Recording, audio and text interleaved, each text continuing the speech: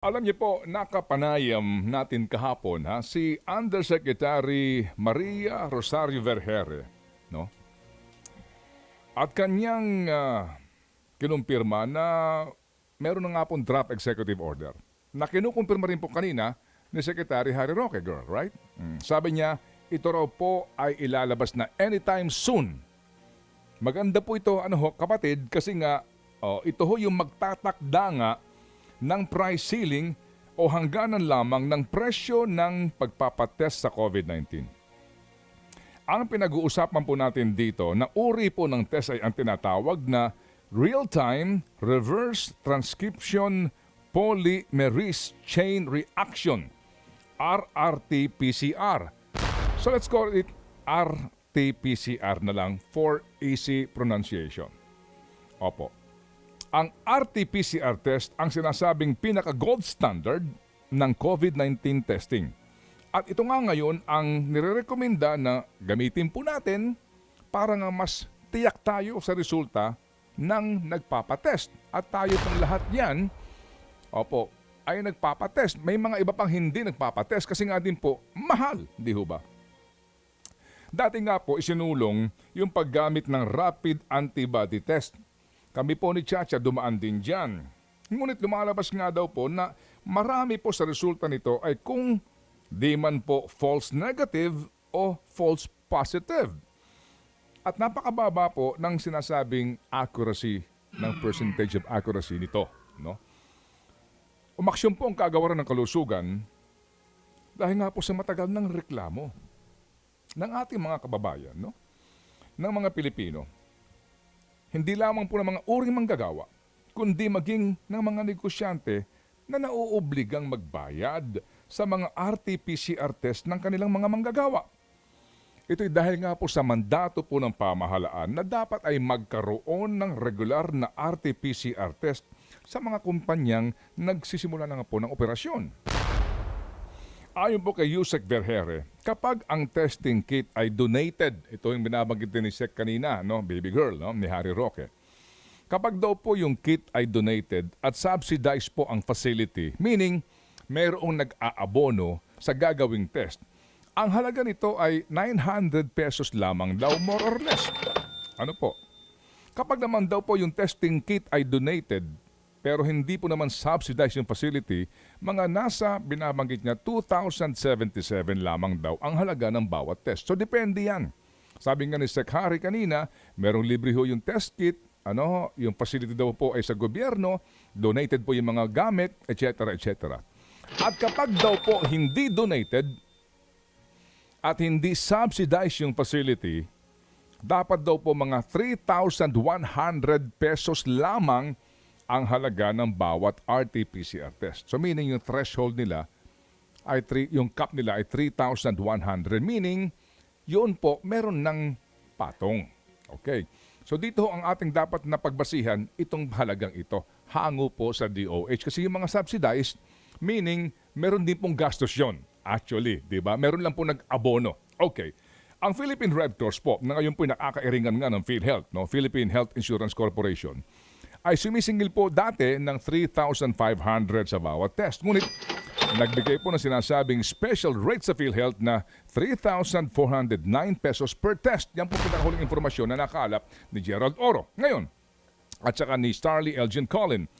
Kung ang sinasabi po ni Yusek Vergere ay nasa 3,100 pesos lamang ang dapat na average cost ng bawat test na ito, at ang Red Cross po naman ay nagsasabi ng mga 3,409 pesos, bakit nga naman may ilang mga hospital na pribado at mga pribadong testing centers na sumisingil, girl, ng mula 4,300 pesos hanggang 13,000 pesos sa bawat RT-PCR test? At bakit? Napabalita nga po yung reklamo ng ilang OFWs, di po ba, na ating napanood na umano'y sinisingil ng 10,000 piso sa kanilang PCR test diyan po sa paliparan.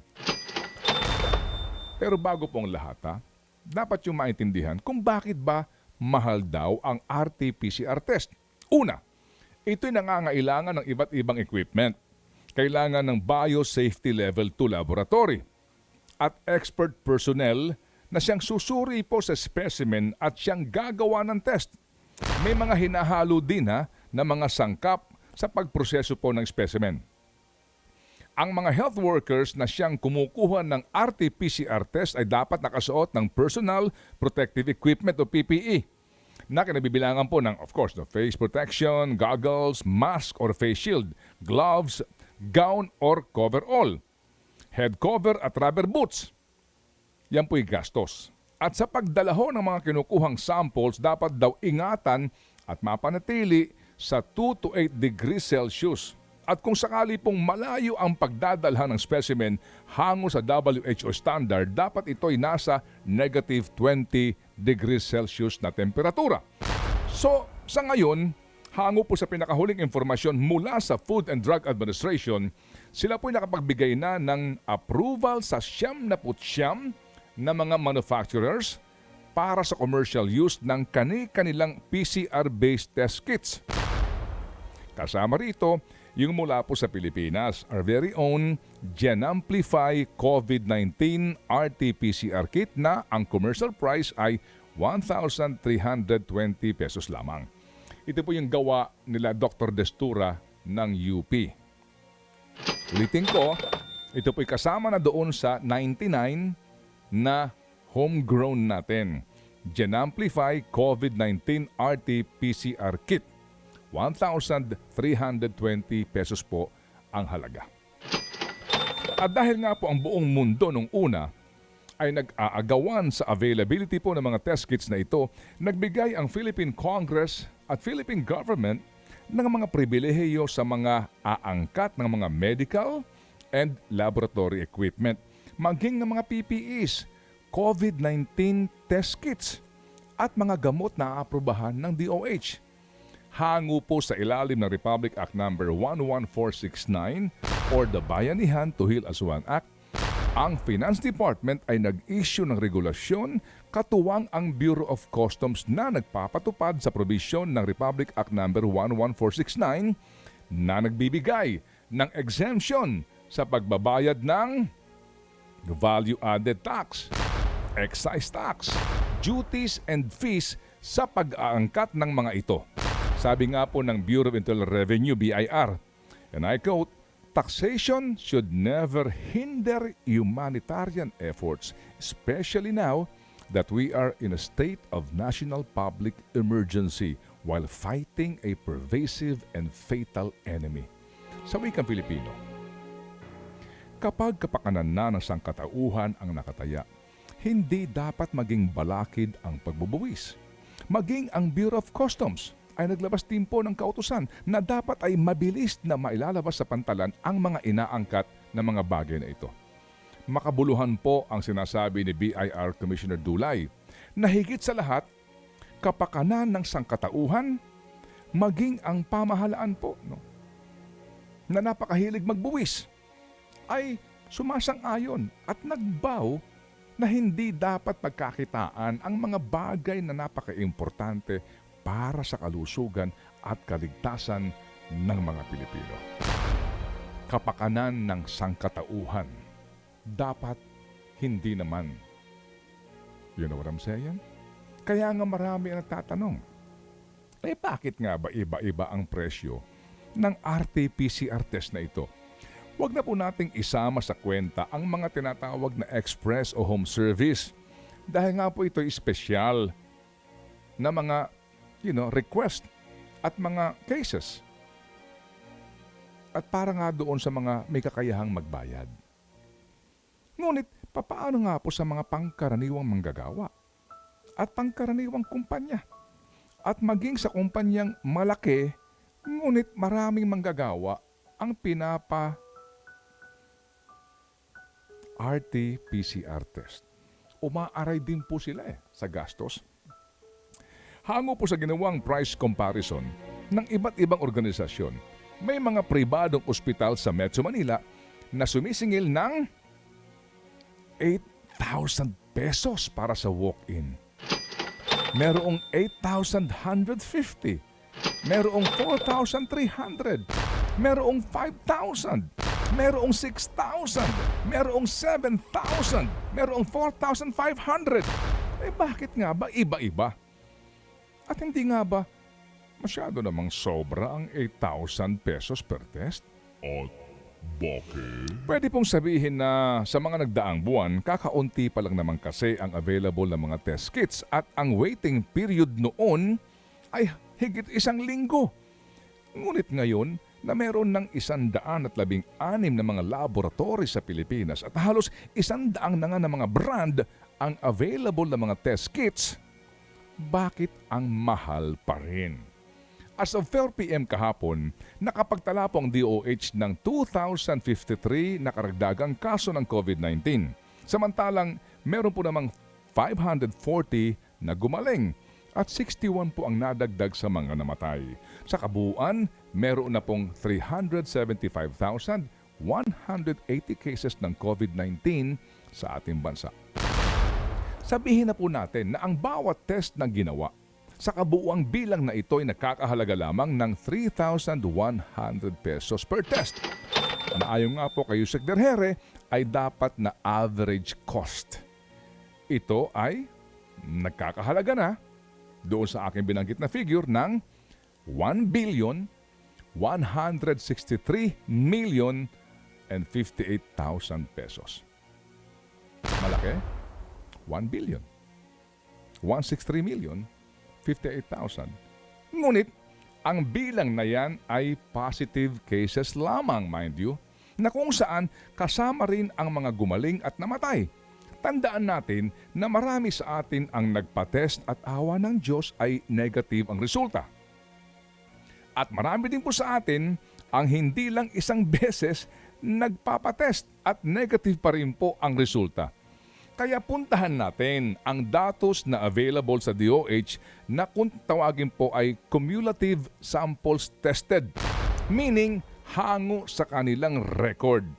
Ito na ang kabuuang bilang ng mga nagpa-test as of October 26, 2020.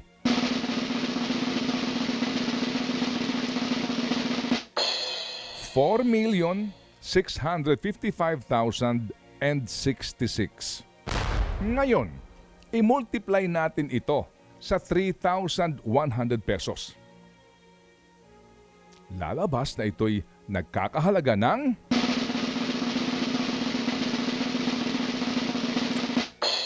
14,430,704,600 pesos.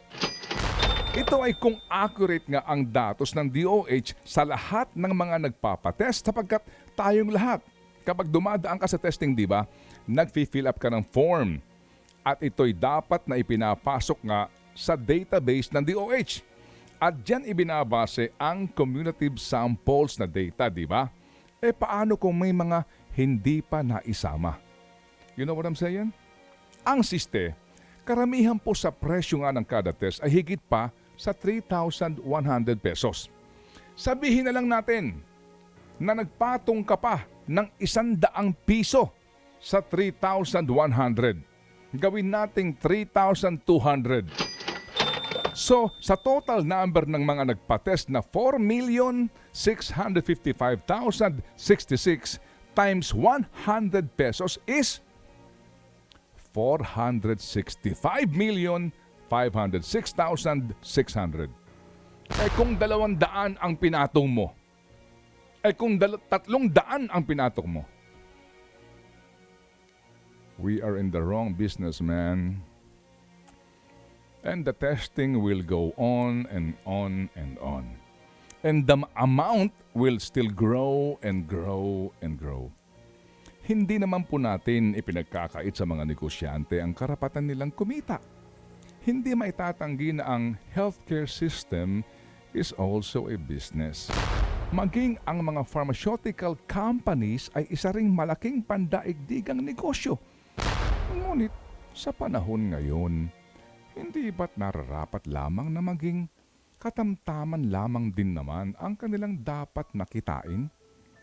Lalo na po sa Pilipinas, na isang mahirap na bansa na ang antas ng kahirapan ay nasa 12.1% pa rin ayon sa pinakahuling datos ng Philippine Statistics Authority as of 2018.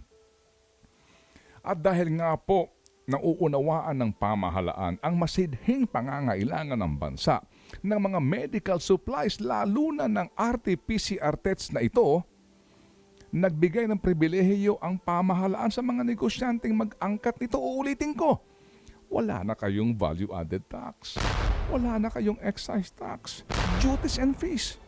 Maging ang Food and Drug Administration po ay naging mabilis sa pag-aaproba ng commercial ng mga test kits na ito.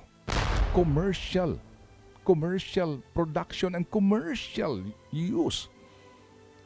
Hindi ba naman maaaring magparaya man lamang ng kaunti ang mga negosyanteng namumuhunan sa mga pangangailangan na ito ng mga Pilipino?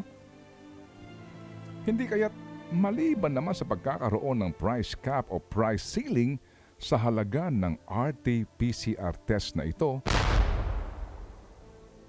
panahon na rin para magkaalaman na kung sino-sino ang mga nagsasamantala sa mga Pilipino at maaaring ituring na mga buitre sa panahon ng pandemya. Think about it.